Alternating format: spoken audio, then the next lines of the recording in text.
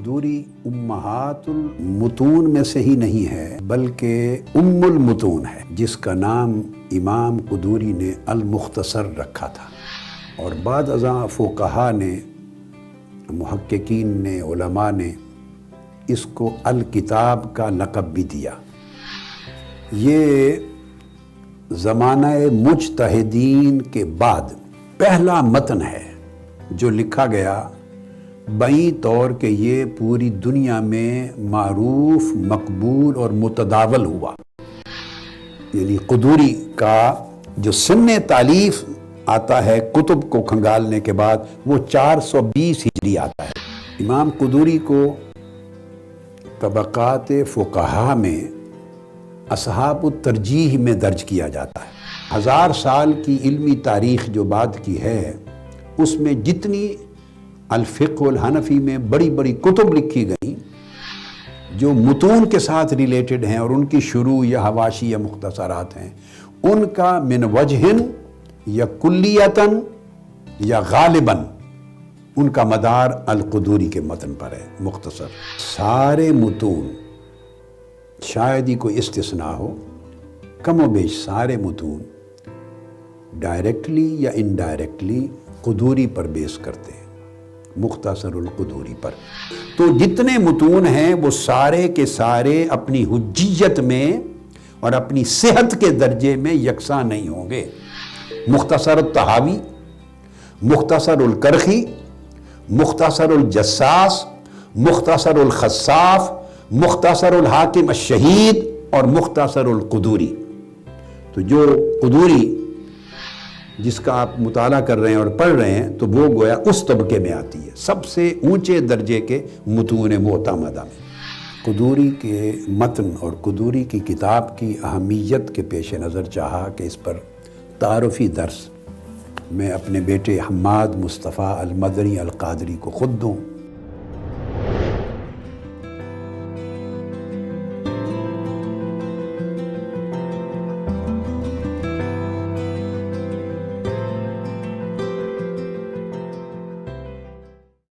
نحمدہ ونصلی ونسلم علی سیدنا و مولانا محمد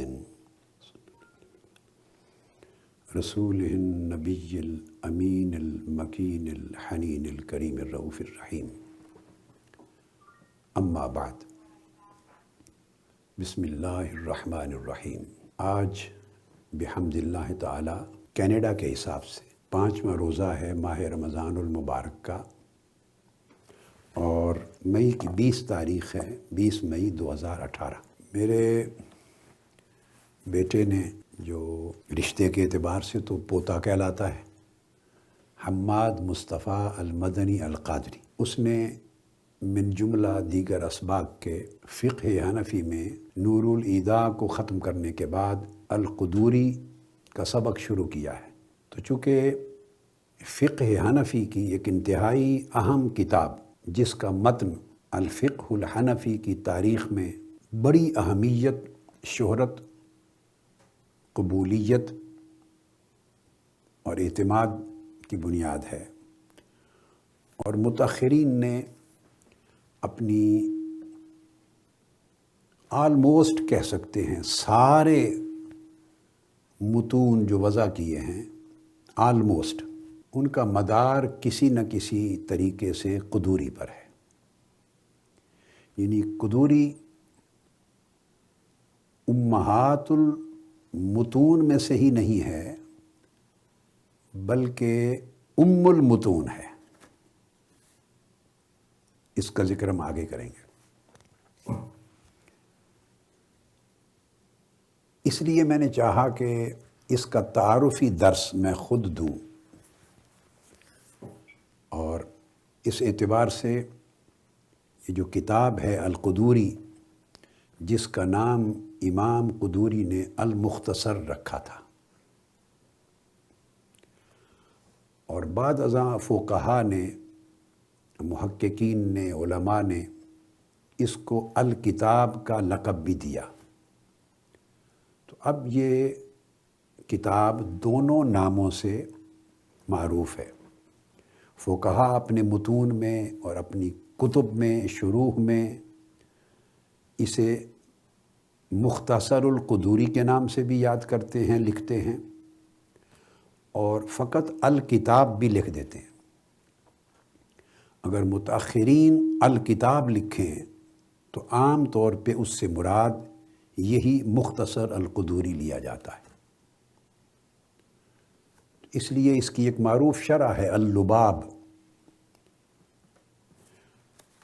اور وہ بھی اسی قدوری پر ہے، اس نام سے اللباب فی شرح الکتاب۔ یہ اس کی نہایت معروف شروح میں سے ایک ہے۔ تو میں نے قدوری کے متن اور قدوری کی کتاب کی اہمیت کے پیش نظر چاہا کہ اس پر تعارفی درس میں اپنے بیٹے حماد مصطفیٰ المدنی القادری کو خود دوں، اور پھر اس درس دینے کا دوسرا مقصد یہ بھی ہے کہ اس وسیلے سے میرے تمام بیٹے اور بیٹیاں پوری دنیا میں، اور میری مراد وہ تمام طلباء اور طالبات جو دینی علوم سے شغف رکھتے ہیں اور دینی کتب پڑھتے ہیں اساتذہ سے، عالم عرب میں جا کر اور اپنے اپنے ممالک میں بھی، وہ بھی استفادہ کریں گے، اس درس کو سنیں گے، چونکہ اس میں کافی فوائد ہوں گے اضافی جو آئیں گے درس القدوری کے تحت، اسی قدوری کی تعریف کے تحت آئیں گے، مگر اس کے ساتھ وہ بڑے اہم متعلقات ہوں گے جس سے طبقات فقہا سے بھی آگاہی ہوگی، اسی ذیل میں طبقات کتب سے بھی آگاہی ہوگی، متون جو معتمدہ متون ہیں فقہ حنفی کے ان سے بھی شناسائی ہوگی، جو کتب اور متون اور شروع بعد میں قدوری پر قائم کی گئی ان سے بھی آگاہی ہوگی، قدوری کے منہج اور اسلوب سے بھی آگاہی ہوگی، کچھ مقارنہ بھی ہوگا، خاص طور پہ الہدایہ کے ساتھ میں کروں گا کہ کس طرح انہوں نے قدوری پر مدار رکھا ہے اپنے متن کا۔ تو بہت ساری مفید چونکہ ابحاث اس کے اندر شامل ہو جائیں گی، تو دوسری غرض یہ بھی تھی کہ علماء کرام بھی استفادہ کر سکیں، اساتذہ مدرسین اپنے طلباء کو جامعات میں مدارس میں پڑھاتے ہوئے وہ بھی اس کو سن سکیں، خود طلباء اور طالبات متعلمین اور متعلمات بھی براہ راست سماع کر سکیں، استفادہ کر سکیں، اور ہمارے رفقاء اراکین اور طلاب العلم اور دیگر ہمارے مسلمان بھائی اور بیٹے جو ایسے شغف سے اللہ پاک نے جن کو نوازا ہے وہ براہ راست استفادہ کر سکیں گے۔ یہ دوسری غرض تھی کہ میں ان کو شریک کروں سب کو۔ ابتدا کرتے ہیں امام قدوری کے تعارف سے۔ یہ بات ایک ذہن نشین کر لیں کہ یہ جو کتاب ہے القدوری، یہ زمانہ مجتہدین کے بعد پہلا متن ہے جو لکھا گیا بئی طور کہ یہ پوری دنیا میں معروف، مقبول اور متداول ہوا۔ اس سے قبل کچھ مختصرات لکھی گئیں مگر وہ متداول نہیں ہیں، حتیٰ کہ ان میں سے بیشتر طویل عرصے تک چھپ بھی نہیں سکی، ان کو وہ قبولیت اور شہرت نہ ملی، یا مدارس میں، جامعات میں اساتذہ اور طلباء کے ہاں ان کے پڑھنے پڑھانے کا معمول نہ بن سکا۔ امام قدوری کو طبقات فقہا میں اصحاب الترجیح میں درج کیا جاتا ہے، اس پر میں آگے چل کے گفتگو کروں گا۔ اور اصحاب الترجیح سے اوپر ایک درجہ ہے اصحاب التخریج کا، اور اس سے قبل پھر زمانہ مجتہدین ہے، مجتہدین فی الشرع، مجتہدین فی المذہب اور مجتہدین فی المسائل۔ اس پر میں گفتگو کرتا ہوں آگے چل کر۔ یہ سمجھانے کے لیے گفتگو کروں گا کہ امام قدوری کہاں، ان کا مقام کہاں ہے فقہا کی صف میں، فقہا کے مدارج اور فقہا کے طبقات میں۔ تو آپ مختصراً یہ ذہن نشین کر لیں کہ جب زمانہ مجتہدین ختم ہوا، مجتہدین فی الشرع، مجتہدین فی المذہب اور مجتہدین فی المسائل، جن کو مجتہد کہتے ہیں، مجتہد مطلق یا مجتہد منتصب، پھر مجتہد فی المسائل، اور اس کے بعد پھر ان ائمہ کا دور شروع ہوا جن کو فقہا، طبقات فقہا کی تقسیم کرنے والے مقلدین میں لیتے ہیں، مگر اصحاب التخریج، اصحاب الترجیح اور اصحاب التمییز، یہ پھر 3 طبقات قائم کرتے ہیں۔ جب یہ زمانہ شروع ہوا ہے تو میں یہ بتانا چاہ رہا ہوں، تو اس زمانے میں امام قدوری نے جب یہ اپنا متن لکھا تو یہ سب سے پہلا متداول اور معروف اور مقبول متن تصور کیا جاتا ہے، پہلا متن ہے، جبکہ اس سے قبل امام طحاوی نے ایک مختصر متن لکھا تھا جن کو مختصر الطحاوی کہتے ہیں، پھر اس کی شرح لکھی گئی۔ پھر امام کرخی نے ایک متن لکھا تھا مختصر الکرخی، اس کی شرح خود امام قدوری نے لکھی۔ پھر ایک مختصر الحاکم الشہید نے تیار کیا تھا، یہ احناف کے مختصرات بتا رہا ہوں اور متون۔ پھر امام ابو بکر الجساس الرازی نے مختصر الطحاوی کی شرح لکھی، اور مختصر الکرخی کی شرح امام قدوری نے لکھی ہے، کئی جلدوں پر مشتمل۔ اس کو بھی حاصل کرنے کی کوشش کر رہے ہیں، اگر چھپ گئی ہے، ابھی تک پوری چھپی نہیں ہے۔ تو مقصود بتانا یہ ہے کہ یہ جو 3 مختصر پہلے لکھے گئے، مختصر الطحاوی، مختصر الکرخی اور مختصر الحاکم الشہید، یہ تو ابھی تک دستیاب بھی نہیں ہے، تو متداول نہ ہو سکے۔ اب ان پر تحقیقی کام بعضوں پر ہو چکے ہیں، بعضوں پر ہو رہے ہیں جزوی طور پر، اور کچھ زیر طبع ہیں، اگلے وقتوں میں چھپ جائیں گے، اور ایک آدھ چھپ گئی ہے ان میں سے۔ اور ان میں چوتھی جو کتاب میں نے بتائی وہ اسی مختصر الطحاوی کی شرح امام ابو بکر الجساس الرازی نے لکھی۔ یہ وہ متون تھے جو امام قدوری سے پہلے لکھے گئے۔ ان سے قبل پھر امام اعظم ابو حنیفہ رضی اللہ تعالیٰ عنہ کے تلامذہ کی کتابیں آ جاتی،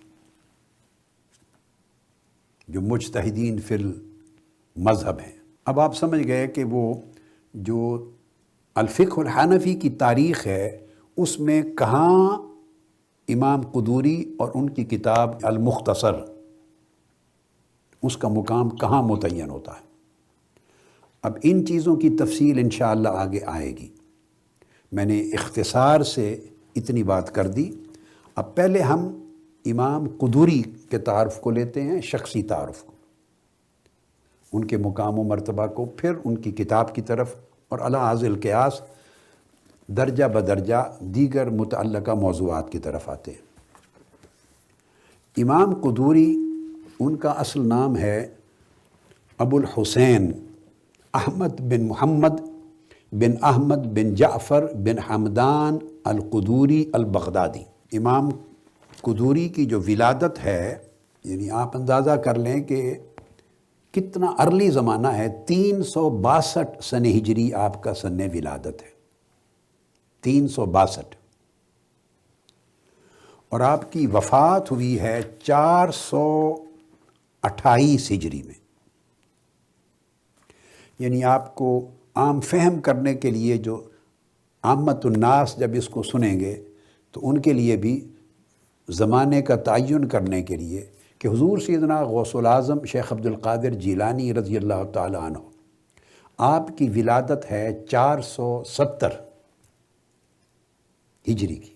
امام قدوری کی وفات سیدنا غوث العظم شیخ عبد القادر جیلانی رضی اللہ تعالیٰ عنہ کی ولادت سے 42 سال پہلے آپ کی وفات ہو گئی تھی۔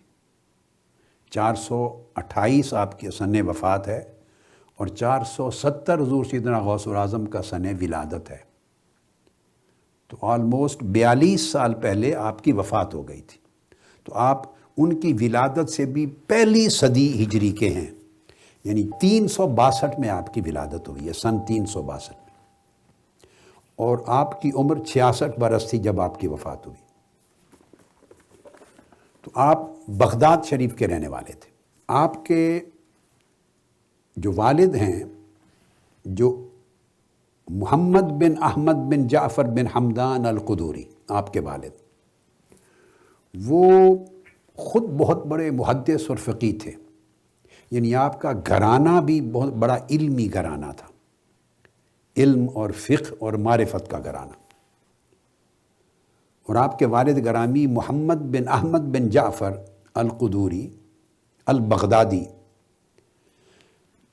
یہ حضرت ابو بکر شبلی رضی اللہ تعالیٰ عنہ، بڑے اکابر اولیاء اور عارفین میں سے آپ نے نام سنا ہوگا، سیدنا ابو بکر شبلی رضی اللہ تعالیٰ عنہ، ان کے اقران میں سے اور ان کی مجالس میں بیٹھنے والے، ان کے تلامذہ میں سے، ان سے سماعت کرنے والے اور ان سے روایت کرنے والے، خود امام قدوری کے والد، ان سے پھر آگے اور اکابر علماء نے روایت کی ہے، یعنی ان کے آگے کئی تلامذہ اور شاگرد ہیں۔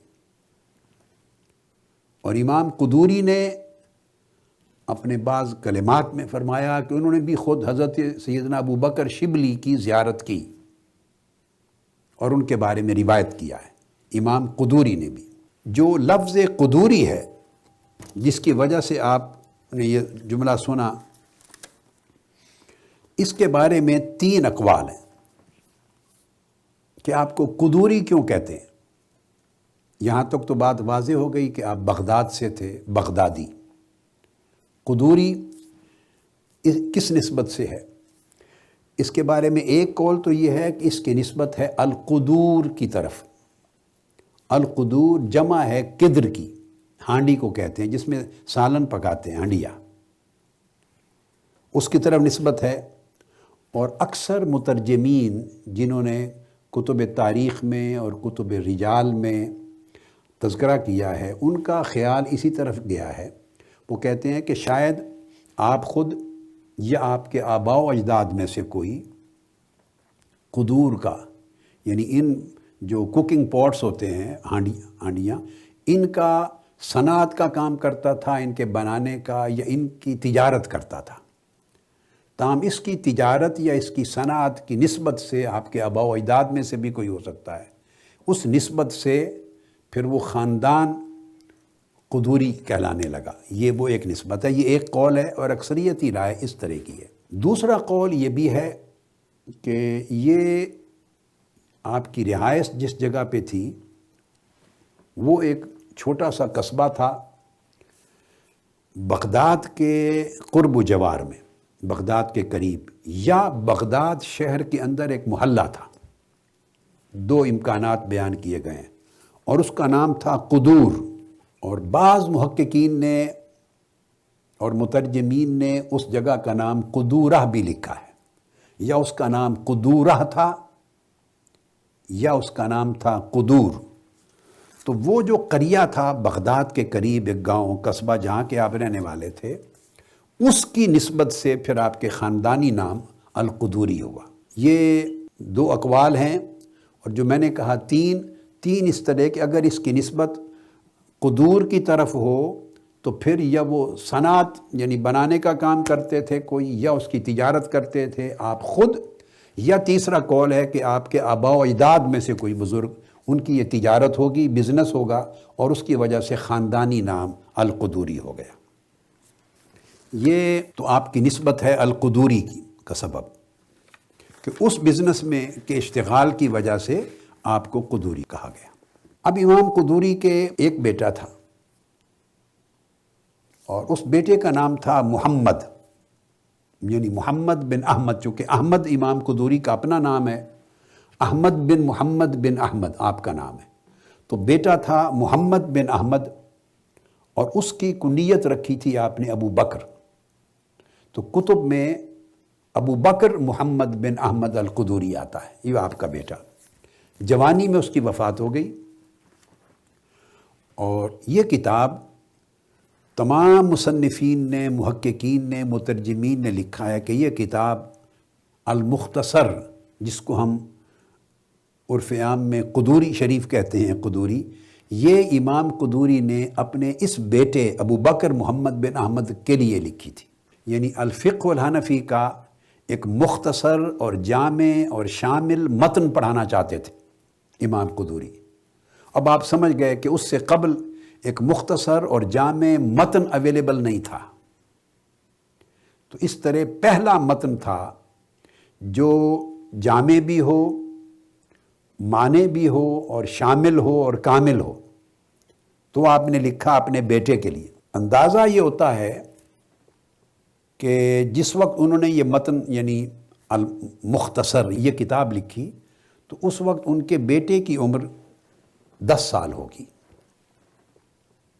یہ مختلف کتب کو کھنگالنے کے بعد اندازہ ہوتا ہے کہ عمر 10 سال ہوگی، اور اس کتاب المختصر یعنی قدوری کا جو سن تالیف آتا ہے کتب کو کھنگالنے کے بعد وہ 420 ہجری آتا ہے ذہن میں، گویا 420 ہجری کے لگ بھگ یہ کتاب مختصر القدوری لکھی گئی ہے۔ اس سے جب تعین کرتے ہیں تو بیٹے کی ولادت 410 ہجری میں معلوم ہوتی ہے۔ ابو بکر محمد بن احمد القدوری کی ولادت 410 ہجری میں معلوم ہوتی ہے۔ ان کی 10 سال عمر تھی، یعنی 420 کے قریب یہ متن القدوری المختصر کا یہ لکھا ہے، اور پھر 440 میں بیٹے کی وفات ہو گئی۔ 440 میں یہ اس کتاب کے لکھنے کا وہ بنیادی سبب تھا۔ امام سیوطی نے اور امام سمعانی نے جو القدوری آپ کا لقب ہے، اس کی نسبت قدور کی صنعت کی طرف اس رائے کو ترجیح دی ہے۔ مختلف علماء ہیں، ہر ایک نے اپنی اپنی رائے کو ترجیح دی ہے۔ حتمی طور پر کوئی ایک واضح رائے کو متعین نہیں کر سکا کہ صرف یہ سبب ہے، بس یہ 2-3 اقوال ہیں جو میں نے بیان کر دیے۔ ایک خیال اور آتا ہے ذہن میں، وہ قدور یا قدورہ جو بغداد کے قریب ایک قریہ تھا، چھوٹا گاؤں تھا، کہ اس کی نسبت سے بھی ہو سکتا ہے۔ تو اس میں کچھ اور نام بھی ملتے ہیں القدوری سے۔ علامہ ذہبی نے سیر و اعلام النبلاء میں ایک نام ذکر کیا ہے علماء اعلام میں سے، ابو جعفر محمد بن احمد الرملی القدوری، یہ اسی نسبت سے ذکر کیا انہوں نے، یہ سیر و اعلام النبلاء میں۔ اور ایک اور الجواہر المدیہ میں الہیثم بن خلف القدوری، ان کا نام بھی آتا ہے۔ مدینہ طیبہ کی تاریخ میں کتاب التحفۃ اللطیفہ، اس میں ایک عالم ہیں الصلاح الطرابلسی القدوری، یعنی یہ اس قریہ کی نسبت سے کچھ چند نام اور بھی مختلف تراجم علماء کی کتابوں میں ان کے تذکرے آتے ہیں، جس سے خیال اس طرف بھی جاتا ہے کہ یہ نسبت، جیسے اور آپ کے دادا استاد ہیں مثلا امام کرخی، جیسے شیخ معروف کرخی، تو بغداد شریف کا ایک محلہ تھا کرخ، تو اس طرح ادھر بھی گمان جاتا ہے کہ قدور یا قدورہ اس گاؤں کی نسبت سے عام طور پہ نام علماء محدثین اور عرب دنیا میں اسی نسبت سے معروف ہوتے تھے، یا خاندان کی صنعت سے یا جس علاقے کے رہنے والے ہیں وہاں سے۔ امام ابو الحسین القدوری، ان کے اساتذہ میں بڑے جلیل القدر شیوخ ہیں، چونکہ آپ نے دیکھ لیا زمانہ آپ کا بڑا قدما کا ہے، تو جن سے آپ نے علوم پڑھے ان میں ایک امام ابو عبداللہ محمد بن یحییٰ الجرجانی ہیں، ان سے امام قدوری نے فقہ پڑھی، الفقہ الحنفی۔ یہ امام ابو عبداللہ الجرجانی معروف امام ہیں الفقہ الحنفی کے، انہوں نے تلمذ کیا، یعنی انہوں نے فقہ کا علم حاصل کیا امام ابو بکر الجساس الرازی سے، معروف امام ہے امام ابو بکر الجساس، جن کی مختصر الجساس بھی بتائی ہے میں نے کتاب، اور اصول الجساس بھی ہے۔ انہوں نے علم فقہ حاصل کیا امام ابو الحسن الکرخی سے، جن کی مختصر الکرخی ہے، جس کی شرح امام قدوری نے لکھی ہے۔ پھر انہوں نے امام ابو سعید البردعی سے، انہوں نے امام ابو علی الدقاق سے، انہوں نے امام ابو سہل موسیٰ بن نصر الرازی سے، اور وہ براہ راست شاگرد ہیں امام محمد بن حسن الشیبانی کے۔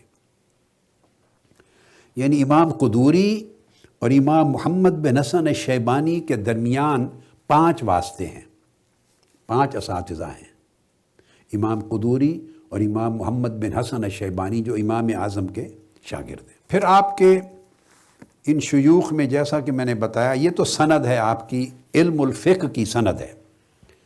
پھر آپ کے اساتذہ میں عبید اللہ بن محمد بن احمد ہیں بن حوشب الشیبانی، ان کو کتب میں لکھا جاتا ہے الحوشبی۔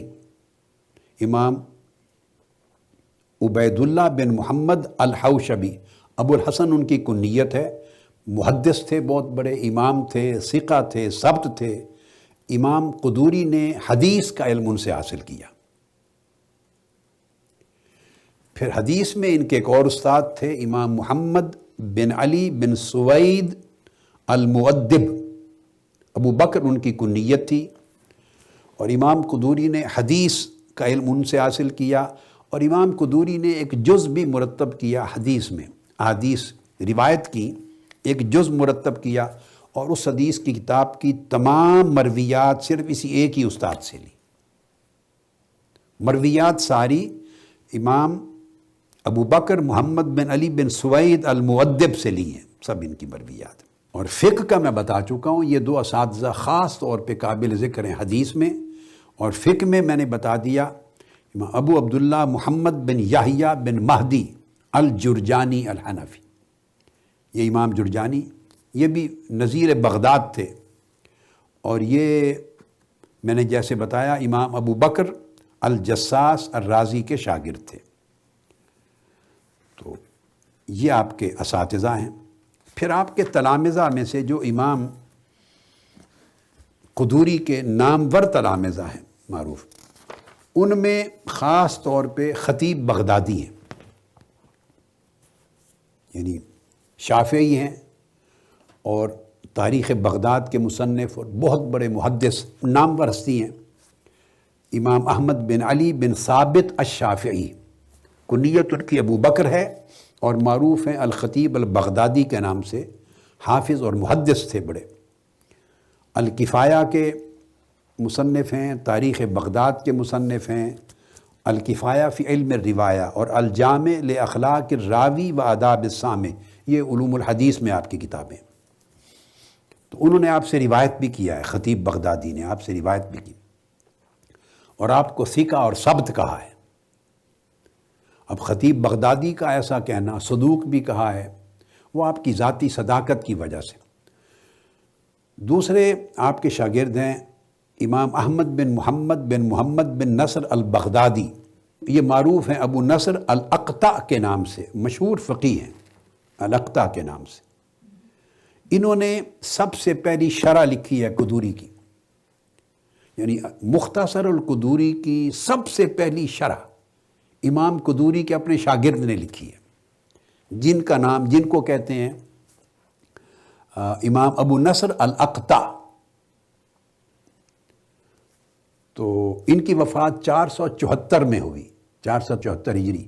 انہوں نے بلکہ یہ سب سے پہلی شرح ہے قدوری کی، ضمناً بتا دوں، اور انہوں نے 2 شروع لکھی تھی، ایک بڑی مبسوط، اس کا نام ہے الشرح الکبیر، اور ایک مختصر القدوری پر دوسری شرح خود لکھی، وہ مختصر تھی، اس کا نام رکھا الشرح الصغیر۔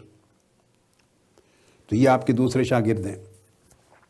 پھر آپ کے تیسرے شاگرد ہیں امام عبد الرحمن بن محمد السرخسی الحنفی، یہ فقیہ بھی تھے، بڑے عابد اور زاہد بھی تھے اور قاضی تھے۔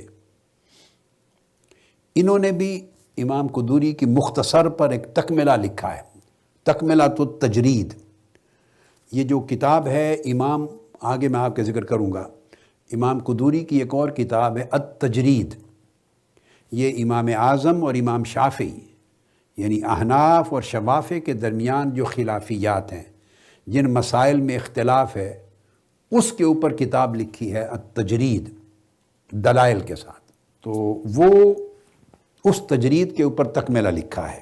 پھر آپ کے ایک اور بڑے شاگرد ہیں نامور امام عبد الواحد بن علی بن برہان الاکبری، یہ عربی لغت اور فصاحت اور بلاغت کے بڑے امام ہو گزرے اور انصاب کے۔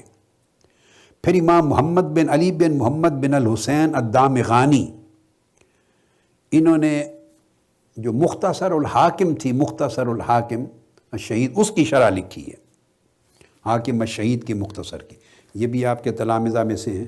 پھر محمد بن ابی الفضل محمد السرخسی ابو الحارث کے نام سے خراسان سے آئے تھے، یہ بھی آپ کے نامور تلامذہ میں سے ہیں۔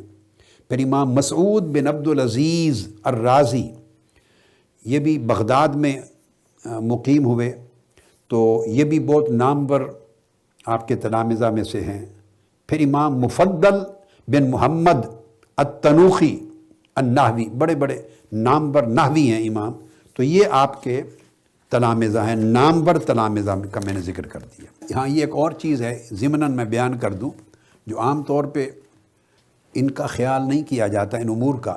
جو زمانہ پایا ہے آپ نے امام یعنی قدوری نے، وہ آپ ذہن میں رکھ لیں کہ وہ زمانہ علم کے اعتبار سے، علم اور فضل کے اعتبار سے بہت بلند مرتبے کا زمانہ تھا۔ سیاسی اعتبار سے بھی میں آپ کے زمانے کا تعین کر دوں، امام قدوری کی جب ولادت ہوئی تو عباسی خلیفہ المطیع للہ کا زمانہ تھا۔ خلافت عباس کو آپ تقسیم کر سکتے ہیں دو ادوار میں، ایک پہلا دور ہے جس میں وہ مستحکم تھی، پھر دوسرا دور ہے جس میں مستحکم نہیں تھی 656 تک، تاتار کے فتنے سے قبل تک۔ آہستہ آہستہ اس کا استحکام ختم ہوتا گیا اور اسی کے تحت مختلف علاقوں کی سلطنتیں اور دولتیں بنتی چلی گئیں۔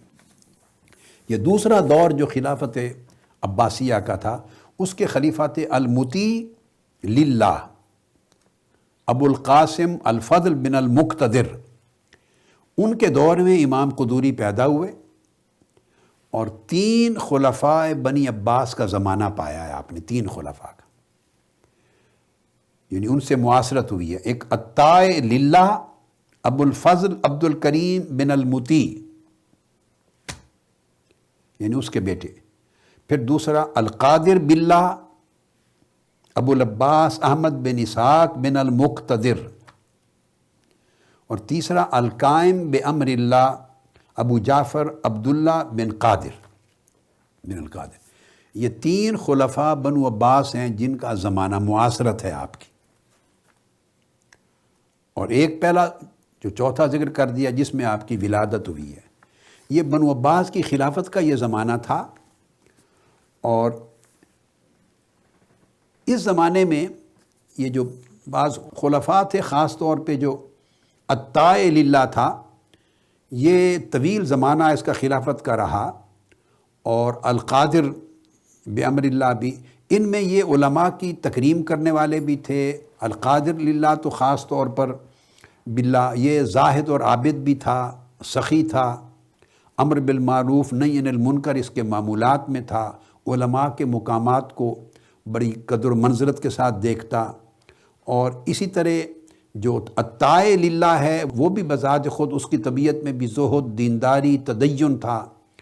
تو یہ وہ زمانہ ان کو ملا ہے جس میں مور اور لیس، براڈر سینس میں کہہ رہا ہوں، علم کی قدر تھی، علماء کی قدر تھی، اور ان کے لیے تکریم تھی، ان کے لیے ان کے دلوں میں وسعت تھی، ماحول علمی تھا، علم کی قدردانی کا ماحول تھا۔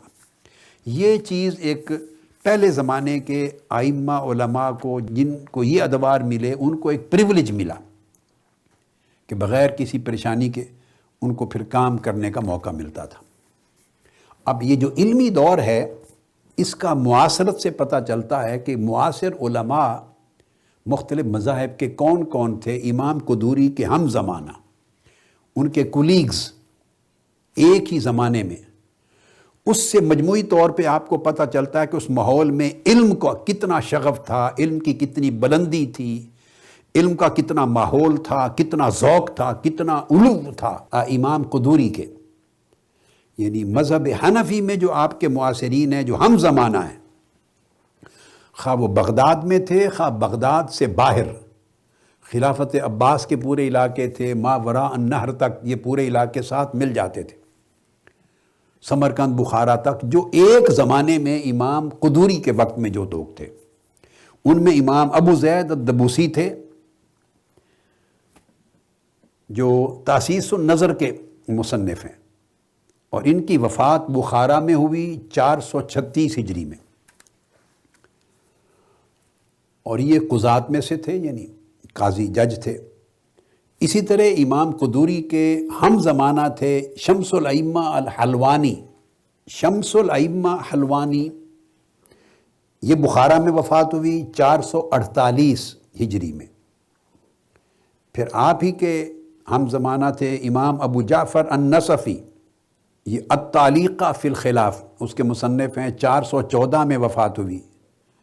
اور معروف امام ابو اللیث السمرقندی، ابو اللیث الفقیہ السمرقندی، فقہ حنفی کے بڑے نامور ہستی ہیں، صاحب الفتاوی اور صاحب التنبیہ الغافلین۔ تو یہ بھی امام قدوری کے معاصر ہیں، ہم زمانہ ہیں مختلف شہروں میں۔ اسی طرح مذہب شافعی کے اندر نامور شخصیات میں امام ابو حامد الاسفرائینی نامور شخصیت ہیں، بغداد میں تھے اور شوافع کے امام تھے اس وقت، اور ان کے ساتھ امام قدوری کے بعض موضوعات پہ مناظرے بھی رہے۔ پھر امام ابو طیب الطبری، یہ امام ابو حامد الاسفرائینی، یہ 406 میں وفات ہوئی ہے، اور طبری کی 450 میں وفات ہوئی ہے۔ پھر شافعی علماء میں سے، فقہاء میں سے امام ابو اسحاق الشیرازی، ان کی وفات 476 میں ہوئی ہے، اور یہ مصنف ہیں فقہ شافعی کی کتاب کے المہذب کے۔ المہذب الفقہ الشافعی کی بہت بڑی اعلیٰ کتاب ہے، متن ہے ضخیم جامع متن، اور اس کی شرح لکھی ہے امام نووی نے، جو شرح المہذب کے نام سے کئی جلدوں میں موجود ہے، شرح المہذب۔ تو یہ المہذب کے مصنف ابو اسحاق الشیرازی ہیں۔ اس طرح امام القاضی الماوردی، الاحکام السلطانیہ کے مصنف، وہ بھی امام قدوری کے ہم زمانہ ہیں، اور امام عبدالعزیز بن عبداللہ الدارقی 375 میں آپ کی وفات ہوئی، وہ بھی ان کا ہم زمانہ ہیں۔ امام احمد بن علی بن احمد الحمزانی الفقیہ الشافعی 398 میں وفات ہوئی، آپ کے معاصر ہیں۔ امام محمد بن طیب القاضی ابو بکر الباقلانی، یہ اصول الدین اور علم العقیدہ کے امام ہیں اشاعرہ کے، تو یہ بھی متکلم تھے، یہ بھی آپ کے ہم زمانہ ہیں، معاصر ہیں، 403 میں وفات ہوئی۔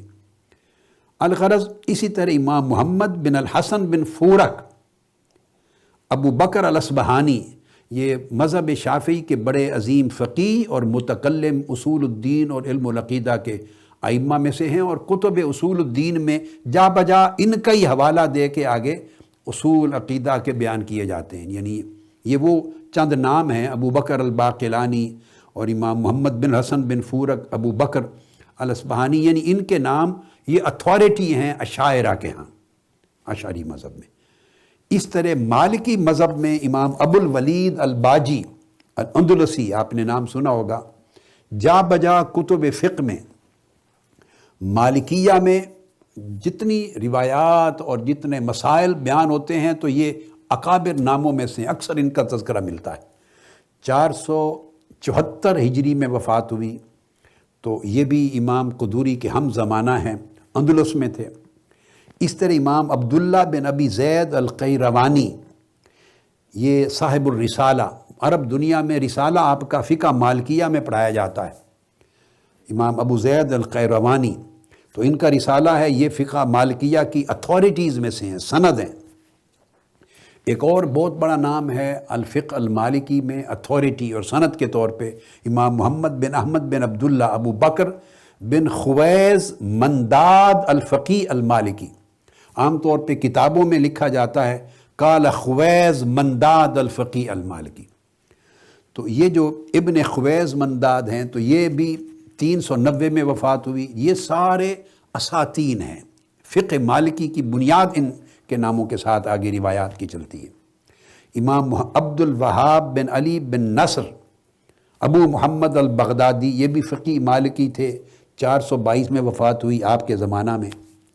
اس کے بعد حنابلہ آ جاتے ہیں، امام ابو یعلا الفراء، تو حنبلی فقہ کے بہت بڑے اکابر امام تھے، 458 ہجری یہ آپ کی وفات ہوئی ہے، تو یہ بھی آپ کا ہم زمانہ ہیں۔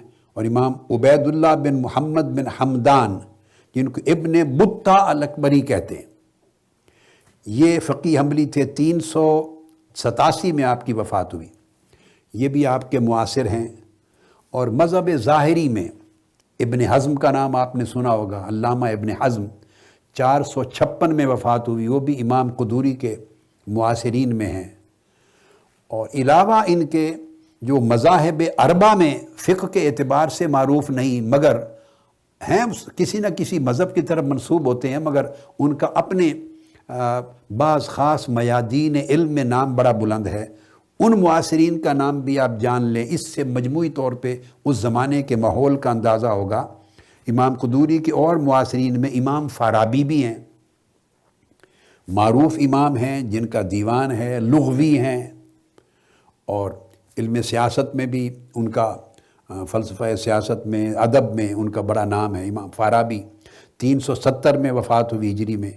اسی طرح امام احمد بن ابراہیم ابو بکر الاسماعیلی، یہ صاحب مستخرج ہیں، مستخرج الاسماعیلی کتاب، تو یہ بھی معروف ہیں، محدث ہیں، بہت بڑے نام پر امام ہیں، یہ بھی آپ کا ہم زمانہ ہے، 371 میں وفات ہوئی ہے۔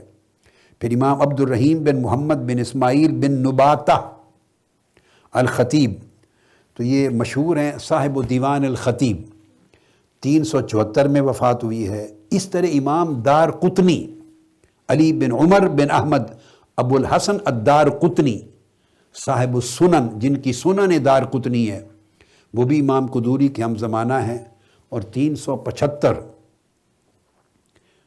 ہجری میں آپ کی وفات ہوئی ہے۔ آپ نے جو کتاب لکھی ہے امام قدوری نے، التجرید، جس کا ذکر آگے آپ کی مؤلفات میں، تصریفات میں کروں گا، جس میں مذہب حنفی اور مذہب شافعی ان کے درمیان جو اختلاف ہے ان مسائل کو بیان کیا ہے۔ اس میں آپ جو دلائل دیتے ہیں اور روایات حدیث کرتے ہیں، وہ کتاب آپ نے 405 ہجری میں املا کروانی شروع کی، 405 ہجری میں، اور وہ زبانی اپنے حفظ کے ساتھ املا کروائی ہے، التجرید۔ اس سے آپ کے حافظے کا اور احادیث اور روایات کے اوپر آپ کا ملکہ، آپ کا تبحر اور آپ کا قدرت اور آپ کا کمال معلوم ہوتا ہے۔ اور اس میں جو روایات امام دار قطنی نے سنن میں لی ہیں، وہ ساری زبانی ازبر ہیں، اور زبانی دلائل کے طور پہ التجرید میں املا کروائی ہیں آپ نے، امام قدوری نے۔ پھر اس طرح امام حسن بن ابراہیم ہیں، ان معروف ہیں ابن زولاق المؤرخ المصری، 387 ہجری میں، یہ بھی آپ کے ہم زمانہ ہیں۔ اس طرح بہت بڑے نامور فقی ہیں، امام حمد بن محمد بن ابراہیم بن خطاب، معروف ہیں ابو سلیمان الخطابی، معروف امام ہیں، معالم السنن کے مصنف، معالم السنن کے، تو امام ابو سلیمان الخطابی 388 ہجری میں آپ کی وفات ہوئی، وہ بھی آپ کے ہم زمانہ ہیں۔ اس طرح الغرض محمد بن مکی ابو الحیثم راوی ہیں صحیح بخاری کے، انہوں نے بخاری شریف امام بخاری کے شاگرد امام فربری ان سے روایت کی ہے ڈائریکٹ، تو یہ بھی آپ کے ہم زمانہ ہیں۔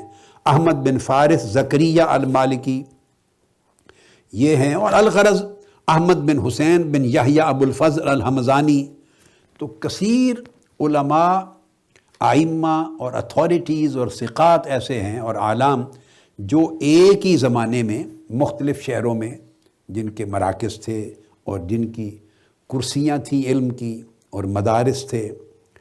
اور پھر چونکہ زمانہ ایسا تھا تو میں نے بتایا کہ کافی مناظرے بغداد میں امام قدوری کے اور امام ابو طیب الطبری اور امام ابو حامد الاسفرائینی، ان کے درمیان مناظرات بھی ہوئے ہیں، اور امام ابو حامد الاسفرائینی بڑی قدر و منزلت کی نظر سے امام قدوری کو دیکھتے تھے، باوجود اس کے کہ وہ شافعی المذہب تھے یا حنفی المذہب تھے۔ اور اسی طرح پھر آگے امام ابو اسحاق شیرازی کا بھی قول آتا ہے، خیر وہ ایک الگ اقوال میں مسئلہ آ جائے گا۔ اب اس کے بعد اب ہم ذکر کر لیتے ہیں امام قدوری کی تصنیفات کا، آپ کے مؤلفات کا، کیا کیا تصانیف آپ نے رقم کی۔ سب سے پہلی تو حدیث میں آپ نے ایک جز مرتب کیا جس کا میں ذکر کر چکا ہوں، اور وہ جو جز ہے آپ نے جو مرتب کیا وہ آپ نے اپنے شیخ، جن کا میں ذکر کر چکا ہوں سارے، اپنے آپ کے اساتذہ میں سے، تو ان سے وہ مرویات کو نقل کیا۔ دوسری کتاب جو آپ کی بڑی معروف ہے اور مطبوعہ ہے وہ التجرید ہے، 2012 میں اس کی دوسری طبع آئی ہے، 2012 میں التجرید۔ یہ الفقہ المقارن پر ہے، جیسا کہ میں نے آپ کو بتایا فقہ حنفی اور فقہ شافعی کے درمیان جو یعنی خلاف کے موضوع پر ہے، خلافیات پر، التجرید۔ یہ شاید 8 جلدوں میں ہے چھپی ہوئی ہے، اور نئی طبع کوئی 12 جلدوں میں بھی آئی ہے، نئی طبع اس کی محققہ 12 جلدوں کے ساتھ بھی ہے۔ تو یہ خلافیات میں ہے، اور میں بیان کر چکا ہوں کہ یہ امام قدوری نے اپنے حافظے کے ساتھ املا کروائی تھی ساری کتاب۔ ایسے ائمہ کیا کرتے تھے۔ امام، آپ نے نام سنا ہوگا شمس الائمہ السرخسی، ان کی کتاب المبسوط، وہ 30 جلدوں سے زائد ہے، اب 30 جلدوں میں ہے، وہ بھی انہوں نے املا کروائی تھی۔ ان کو قید کر دیا گیا تھا کسی جگہ پر، تو آپ نے اپنے طلباء کو املا کروائی تھی زبانی۔ تو بہت سی کتب ایسی ہیں جو املا کروائی گئی ہیں، ان میں سے تجرید بھی ہے۔ تیسری کتاب آپ کی، اس میں جو میں نے آپ کو بتایا کہ جو امام دارقطنی نے جو احادیث الاحکام کو بیان کیا ہے اور علل کے ساتھ، وہ ساری انہوں نے التجرید میں کور کی ہیں۔ پھر جو دوسروں کے دلائل ہیں وہ لیے ہیں، اپنا جواب دیا، اپنے دلائل دیے ہیں، تو ان مسائل کو بڑے ایجاز کے ساتھ، پھر ترجیحات کے ساتھ اس طریقے سے لکھا ہے کہ مبتدی کے لیے بھی مفید ہے اور منتہی کے لیے بھی، اور متوسط کے لیے بھی مفید ہے۔ پھر آپ کی ایک اور کتاب ہے شرح مختصر الکرخی، امام کرخی انہوں نے مختصر لکھی، شرح مختصر الکرخی، اور یہ بھی کئی جلدوں میں ہے، شرح مختصر الکرخی۔ اور اس کو پھر مختصر کیا ہے ابو المعالی عبد الرب بن منصور الغزنوی۔ یہ 500 ہجری میں ان کی وفات ہوئی تھی، ابو المعالی الغزنوی نے 500 ہجری میں۔ انہوں نے پھر شرح مختصر الکرخی کو آگے اس پر اختصار کیا ہے۔ پھر امام قدوری کی ایک اور کتاب ہے التقریب، اس کا مخطوطہ استنبول میں ہے۔ آپ نے التقریب پہلے لکھی، التقریب الاول اس کو کہتے ہیں، کتاب التقریب الاول، وہ مختصر لکھی، اس میں مسائل بیان کیے، مسائل الخلاف بین الامام الاعظم و اصحابہ، یعنی وہ مسائل جن میں امام اعظم ابو حنیفہ رضی اللہ تعالیٰ عنہ اور آپ کے اصحاب، یعنی امام ابو یوسف یا امام محمد یا امام حسن بن زیاد یا امام ظفر، انہوں نے جہاں جہاں اختلاف کیا ہے اپنے شیخ سے، امام اعظم سے، ان مسائل خلاف کو لیا ہے۔ دیکھیے التجرید، اس میں امام قدوری نے ان مسائل کو لیا ہے جو امام اعظم اور امام شافعی کے مابین اختلاف ہے جن پر، تو وہ خلافیات پر ہے مگر بین الحنفیہ و شافعیہ۔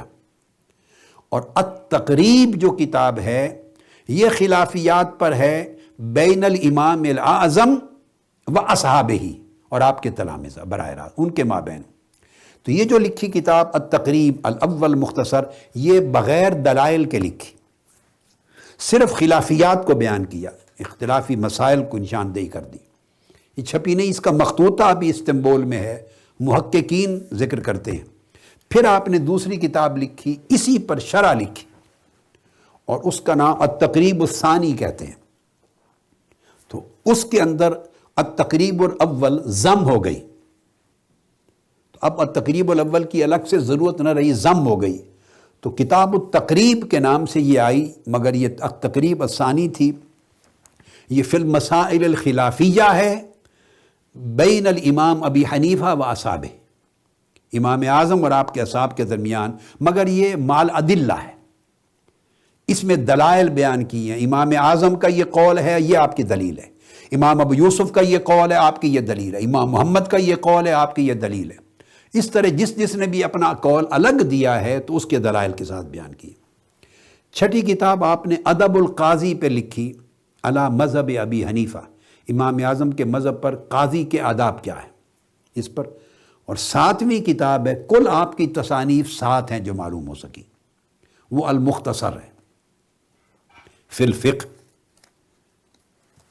یہ مختصر آپ کی کتاب ہے جس کو القدوری کے نام سے معروف ہے۔ اب یہ جو کتاب القدوری ہے جس کو الحمدللہ تعالی آپ پڑھ رہے ہیں، اور پھر ماشاءاللہ ماہ رمضان المبارک کی راتوں میں آپ نے القدوری کو شروع کیا ہے، یہ بھی برکت والی چیز ہے۔ یعنی قدوری کی اہمیت آپ یوں سمجھیں، اس کتاب القدوری کی اہمیت کہ 100 سے زائد شروع لکھی گئی ہیں، اس کی 100 سے زائد اس کی شروع ہیں۔ میری نظر میں کوئی اور ایسی کتاب نہیں ہے جس کی، یہ ایکچولی 125 کے قریب ہیں، مگر بعد میں لکھی گئی کئی شروع ایسی ہیں جن کے مصنف کا نام معلوم نہیں، یا کسی ایسے عالم کی طرف منسوب کر دیا گیا نام کہ جب تحقیق کرتے ہیں تو وہ اس کا مصنف ہو نہیں سکتا، یا امام قدوری سے بھی پہلے تھا، یا اس نے امام قدوری کی ایک شرح کو مختصر کیا ہے، تو کوئی نہ کوئی سبب ہے جس کی وجہ سے وہ براہ راست مختصر القدوری کی شرح میں شمار نہیں ہوتی۔ تاہم لکھنے والوں نے، یہ جو صاحب اللباب ہیں علامہ میدانی، انہوں نے اللباب کے مقدمہ میں تذکرے کر دیے ہیں، اور کئی اور شارحین محققین نے ذکر کر دیا ہے، تو آپ سمجھ لیں کوئی 125 کے قریب شروع ہیں جو قدوری پر لکھی گئی ہیں۔ کوئی اور کتاب ایسی نہیں ہوگی جس کی اتنی شروع ہوں، یا حواشی ہیں تو اس پر طرح طرح کے کام ہوئے، شروع لکھی گئیں یا حواشی لکھے گئے یا تکملات لکھے گئے، یعنی جو جو مسائل رہ گئے تھے چھوٹ گئے ان کو تکملات لکھے گئے، تتمات لکھے گئے، یہ سارے اس کے اوپر مختصر کام ہوئے۔ پھر اس کی شروع کے اوپر مختصرات ہوئی، اس کی شرح کی، پھر شرح کی آگے مختصرات لکھے گئے، اس پر فوائد لکھے گئے، اس کے دلائل لکھے گئے، اس کے دلائل کی تنقیحات کی گئیں۔ الغرض کسی نے تصحیحات، بعض عبارات اور اصطلاحات ہیں امام قدوری اپنے انداز سے اپنے معنی میں لیتے ہیں، جو متاخرین کے ہاں پھر اس کی بجائے حکم کسی اور اصطلاح کے ساتھ وضع کیا گیا، تو کئیوں نے اس کی تصحیحات کا عنوان بنا لیا، اس کا تذکرہ بھی میں کروں گا، ایسے مقامات کا بھی انشاءاللہ۔ تو مقصد بات کا یہ ہے کہ قدوری اس لحاظ سے اتنی اہم کتاب ہے کہ شاید ہی کسی اور متن کو اتنی توجہ الفقہ الحنفی کی تاریخ میں ملی ہو، اور بڑے بڑے ائمہ نے، اکابر نے، بڑے بڑے اکابر ائمہ نے اس کی ان کو بیان کیا ہے۔ ان کی شروع کو اگر آپ صرف دیکھ لیں تو ان کی شروع کا ذکر کر لیتے ہیں۔ شروع میں جو میں نے آپ کو ذکر کر دیا ہے کہ سب سے پہلی شرح، چونکہ پھر ہم قدوری پر بذات خود کتاب کے اوپر اور اس کے اسلوب پر اور اس کے منہج پر اور دیگر چیزوں پر بھی آئیں گے گریجولی۔ ابھی امام قدوری کے مقام و مرتبے پر الگ آنا ہے کہ یعنی طبقات فقہا میں مقام کیا ہے، کل وہاں سے شروع کریں گے گفتگو انشاءاللہ قدوری کی مکانت علمیہ کے حوالے سے۔ تو القدوری کی شرح سب سے پہلی یہ ہے جو امام احمد بن محمد ابو نصر الاقطع کی ہے، جیسے ذکر کر دیا میں نے، الشرح الکبیر، یہ سب سے پہلی شرح ہے۔ پھر انہوں نے دوسری شرح لکھی الشرح الصغیر کے نام سے۔ تو دو تو شروع آپ کی ایسی ہیں، اور یہ 474 ہجری میں وفات ہوئی، تو گویا آپ کی وفات کے ماہ بعد، گویا آپ کی زندگی میں یا وفات کے ماہ بعد یہ دو شروع لکھ دی گئی تھی، دو تو یہ ہیں۔ تیسری ایک امام نامور ہے علامہ قاسم بن قتلوبغہ، 879 ہجری میں آپ کی وفات ہے، بڑے نامور فقیہ ہیں الفقہ الحنفی کی تاریخ میں، بڑا بلند نام ہے۔ تو انہوں نے تقریب الغریب لکھی، تقریب الغریب، مخطوطات اس کے موجود ہیں، اور وہ پھر اس کے اندر اس کی تفصیلات لکھتے ہیں. جو غریب الاحادیث بیان کی ہیں مختصر القدوری میں امام قدوری نے جو حدیث بیان کی ہیں اور غریب ہیں ان کے اوپر شرح لکھی ہے انہوں نے اور اس کی وضاحت کی ہے انہوں نے. پھر ایک بڑے نامور فقیہ ہیں حنفی کے خواہر زادہ ابو بکر محمد بن الحسین بن محمد البخاری، معروف ہیں خواہر زادہ. 483 ہجری میں ان کی وفات ہوئی. ایک انہوں نے شرح لکھی ہے شرح مختصر القدوری. اب آپ دیکھیں کہ جس صدی میں آپ کی وفات ہوئی ہے اسی صدی کے اندر آپ کی وفات کے فوری بعد بڑے بڑے اجلہ اور اعلام فقہاء حنفیہ نے اس پر شروع کر دی تھی. تو خواہر زادہ کی شرح بڑی معروف ہے اور یہ کتاب جو ہے شرح خواہر زادہ فوائد القدوری کے نام سے بھی یہ کتاب معروف ہے. تو استنبول میں بھی اس کے نسخے ہیں. پھر امام الصباغی ابو المکارم عبد الکریم بن محمد المدینی الصباغی، ان کو رکن الائمہ کا ٹائٹل دیتے ہیں. انہوں نے شرح لکھی ہے مختصر القدوری پر. ان کی وفات 493 میں ہوئی، یعنی اسی صدی کے اواخر میں، معروف ہے. پھر ایک اور فقہ حنفی کے بڑے نامور امام ہیں امام احمد بن محمد بن المظفر بن المختار الرازی. 500 ہجری میں وفات ہوئی آپ کی، ٹھیک 500 ہجری میں. تو انہوں نے لکھی ہے حل و مشکلات مختصر القدوری، یعنی مختصر القدوری کی جیسے اب یہ اساتذہ پڑھاتے ہیں طلباء کو تو حل مشکلات کرتے ہیں. کسی مسئلے پر کسی لفظ میں کسی عبارت میں کوئی مشکل آتی ہے تو ان مشکلات کو حل کرتے ہیں. تو انہوں نے مختصر القدوری کی حل المشکلات پر یہ کتاب لکھی. یہ معروف ہیں. 500 ہجری میں ان کی وفات ہو گئی تھی. تو یہ نامور معروف کتابوں میں سے ہے. پھر ایک اور شرح ہے قدوری کی بڑی معروف امام ابو المعالی عبد الرب بن منصور الغزنوی کی. میں ذکر ان کا کر چکا ہوں. ان کی وفات بھی 500 ہجری میں ہو گئی، اسی صدی کے اینڈ میں. اور اس شرح کا نام ہے شرح مختصر القدوری. آگے ان کے نام سے الغزنوی معروف کر دیتے ہیں، مگر کتاب کا نام ہے ملتمس الاخوان و مبتغى الاحباب والخلان. یہ کتاب کا نام ہے ملتمس الاخوان. تو معروف ہے شرح مختصر القدوری للغزنوی. تو یہ اس کے بعد ایک بہت بڑی شاندار کتاب ہے اور وہ فقہ حنفی کے متون معتمدہ میں سے ہے. یعنی کچھ تو شروع ہیں، کچھ فتاویٰ کی کتابیں ہیں، کچھ شروع کہلاتی ہیں، کچھ متون ہیں، ٹیکسٹ بکس ہیں. تو فقہ حنفی کے جو ٹیکسٹ بکس ہیں اگر ان کی تعداد بہت بڑھا لیں تو وہ کوئی 12 کے قریب جا کے بنتی ہیں، یا کوئی اور ایڈ کر لے 15 تک چلی جاتی ہیں. بعضوں نے 10 بیان کر دی ہیں متقدمین اور متاخرین کو ملا کے. بعض صرف متاخرین کو متون ثلاثہ 3 متون کا ذکر کرتے ہیں، قدوری، کنز اور الوقایہ. بعض 4 متون اربع کا ذکر کر دیتے ہیں، اس میں المختار کو ملا لیتے ہیں یا کسی اور مجمع کو المجمع کو ملا لیتے ہیں. تو یعنی یا 3 متن ہیں یا 4 متن ہیں، بعضوں نے 5 متن کر دیے، 10 متن بنائے، 12 تک گئے. تو جو متون معتمدہ ہیں میں ان متون کا ذکر کروں گا. اس لیے ذکر کروں گا کہ ان میں سے کم و بیش سارے کے سارے متون یا القدوری میں سے نکلے ہیں یا القدوری پر قائم ہیں. یہ مقام ہے القدوری کا. سارے متون کم و بیش القدوری پر ہیں. ہر ایک نے قدوری سے استفادہ کیا ہے، اعتماد کیا ہے اور اس کے ساتھ اپنے متن کو وضع کرنے میں اس سے مدد لی ہے. ان متون میں سے ایک متن ہے تحفۃ الفقہاء امام علاء الدین السمرقندی کا. امام علاء الدین السمرقندی، یہ ان کی وفات ہوئی ہے 537 ہجری میں. 537 ہجری میں. اس کا نام ہے تحفۃ الفقہاء. یہ متن ہے الفقہ الحنفی کا اور یہ متن قائم ہے امام قدوری کے مختصر پر.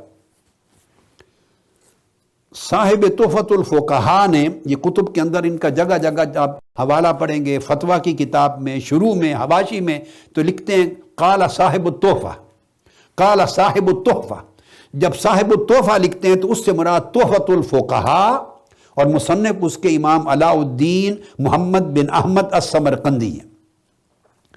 انہوں نے اپنے مقدمہ میں، تحفۃ الفقہاء کے مقدمہ میں لکھا ہے، بگننگ میں، کہ امام ابو الحسین القدوری کا جو مختصر ہے، چونکہ بڑا جامع ہے اور شامل ہے اور مستعمل ہے فقہ کی کتابوں میں اور فقہاء کے ہاں، یہ متن نہایت مقبول و مستعمل ہے اور پوری دنیا میں متداول ہے، اور تمام اطراف و اکناف میں علماء، فقہاء، طلباء کی رغبت اس کتاب یعنی مختصر القدوری کی طرف ہے۔ تو وہ اپنے مقدمہ میں لکھتے ہیں، میں وہ آخری مقدمہ کی ایک عبارت تھوڑی پڑھ کے ختم کرتا ہوں۔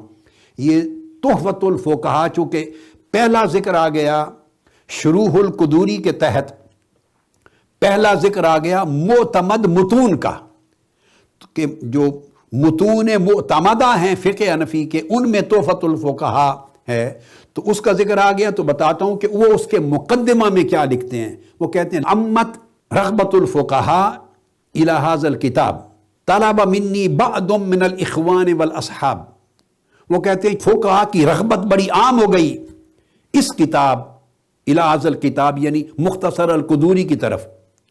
تو طلب منی بعض من الاخوان والاصحاب، تو میرے بھائیوں نے، دوستوں نے، احباب نے مختلف جو تھے، انہوں نے پھر مجھے مطالبہ کیا کہ میں قدوری پر کام کروں، ان اذکر فیہ بعد ما ترک المصنف من اقسام المسائل، کہ جو امام قدوری نے اپنی مختصر میں بعض مسائل اور بعض اقسام کو چھوڑ دیا ہے، میں ان کا ذکر کروں تاکہ تکملہ ہو جائے۔